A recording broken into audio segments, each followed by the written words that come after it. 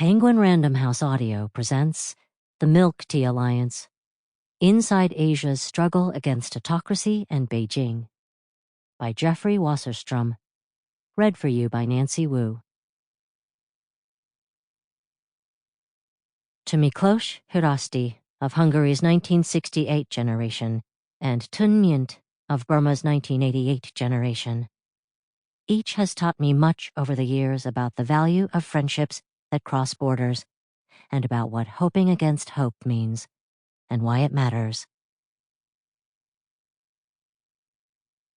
Introduction. When future historians settle down to pore over the documents, records, and artifacts of the 1960s, it seems likely that they will refer to this era as a decade of student dissent. The dissent of youth in the 1960s was not confined to geographical regions, economic zones, or ideological spheres. Edward Beauchamp, 1970. It is too soon to tell if historians of the future will see the 10-year period that began in 2014 and is ending in 2024 as I finish this book, the way many now see the 1960s, as a period defined by a dizzyingly wide array of struggles in which young people played central roles. This is, though, a very real possibility. The year 2014 saw multiple protests that bear similarities with the 60s, including the Hong Kong umbrella movement that made Joshua Wong internationally famous while still in his teens, and the Sunflower movement in Taiwan that pushed back against Chinese influence.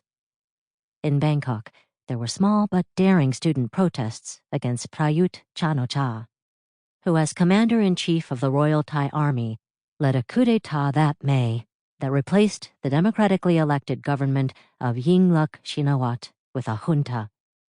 In early 2024, a wave of pro-Palestinian demonstrations, the biggest surge of American campus activism in decades, took place.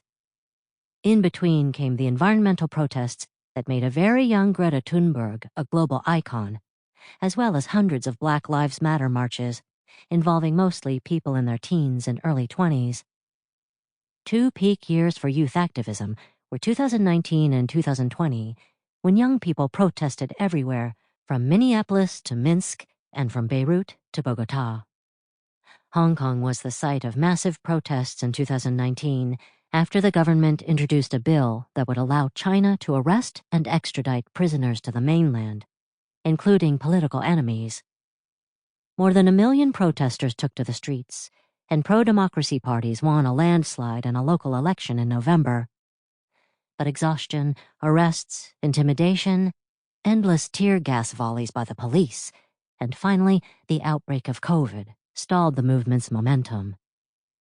By the summer, Beijing imposed a national security law and scuttled new elections.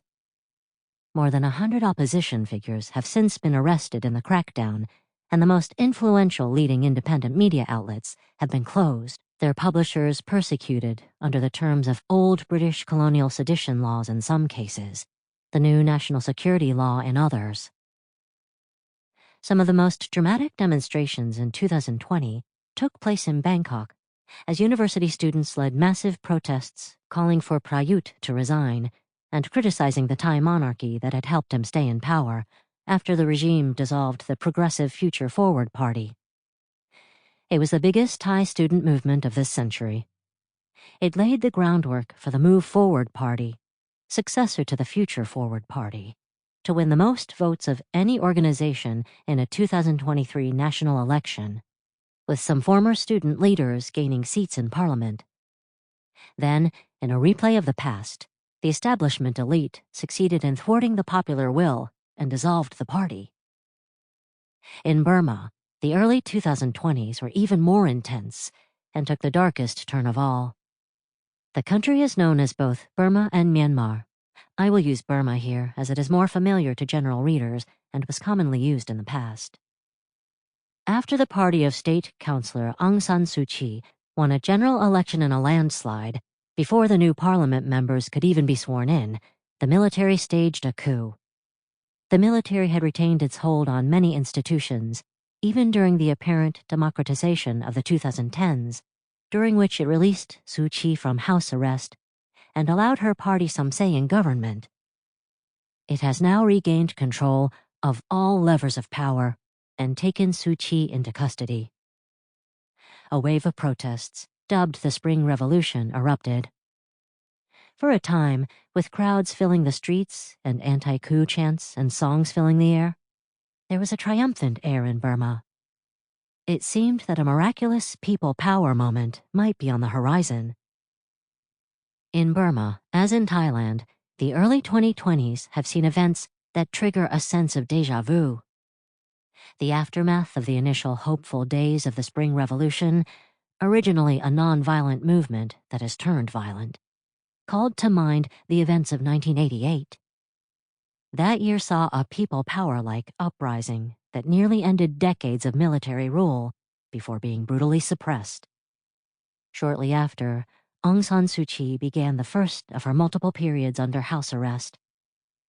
The Spring Revolution's first phase was similarly curtailed with brute force as troops opened fire on protesters in the streets of Yangon.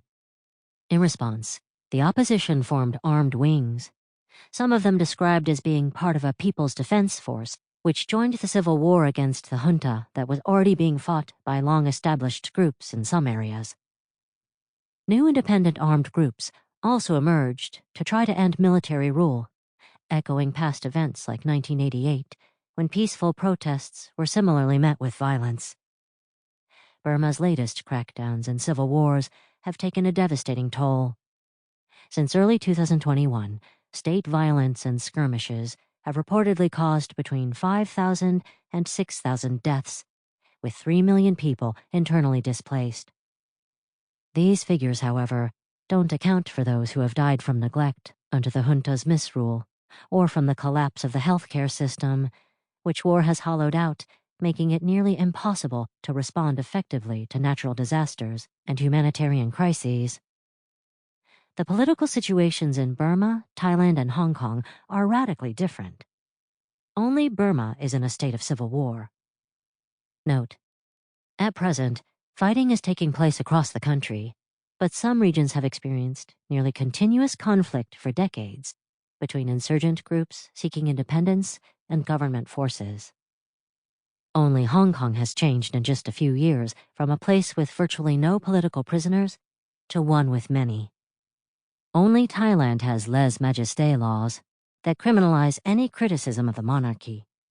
And yet, many young pro-democracy activists in and exiles from these three places routinely refer to a sense that their struggles are related. They adopt tactics from one another and share tools and songs. Umbrellas were iconic in the 2014 and 2019 Hong Kong protests, and later became central to demonstrations in Bangkok in 2020.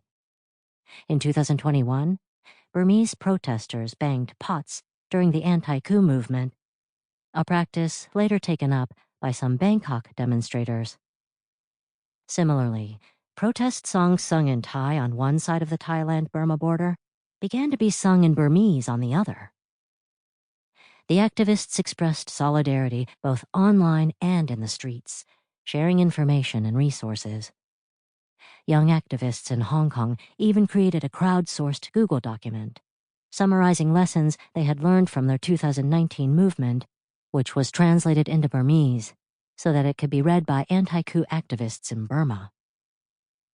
People living in or exiled from these regions feel that their struggles, despite slim chances of short-term success, share important characteristics. This book explores the sense of connection across geographical, cultural, and linguistic divides, often referred to as the Milk Tea Alliance. Coined in early 2020, the term highlights the long-time popularity of dairy-based tea drinks in many parts of Asia, in contrast to the situation in mainland China, where tea traditionally was consumed without milk. Note: the Milk Tea Alliance is a flexible entity that connects movements across Asia, including India, Indonesia, Taiwan, Tibet, Hong Kong, Thailand, and Burma. This discussion focuses on Hong Kong, Thailand, and Burma, with nods to Sample complete. Ready to continue?